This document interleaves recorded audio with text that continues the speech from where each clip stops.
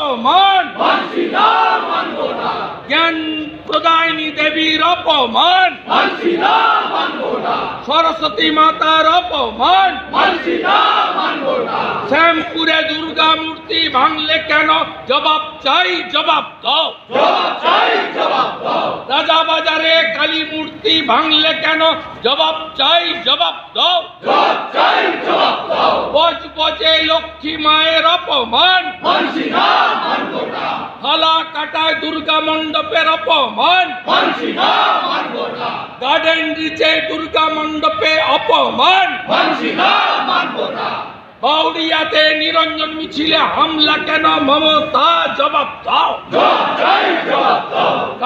বেলডাঙ্গাতে 50টা মূর্তি ভাঙলে কেন? জবাব চাই, জবাব দাও। যোগেশ চন্দ্রে পুলিশ কেন? মমতা ব্যানার্জি জবাব দাও। হাইকোর্টে গিয়ে সরস্বতী পুজো করতে হচ্ছে কেন? জবাব চাই, জবাব দাও।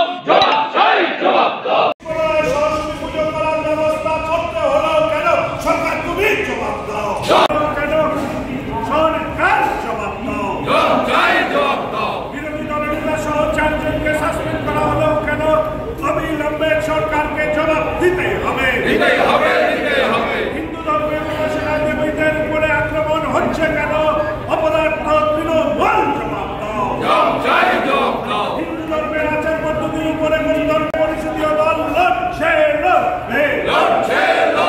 হিন্দু ধর্মের উপাসনা পদ্ধতির উপর কোন ধরনের অন্যায় অত্যাচার মানছি না, মানব না।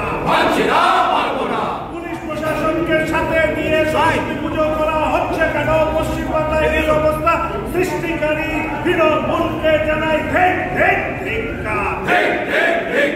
ধর্মীয় পোষণের রাজনীতি চলছে না, চলবে না।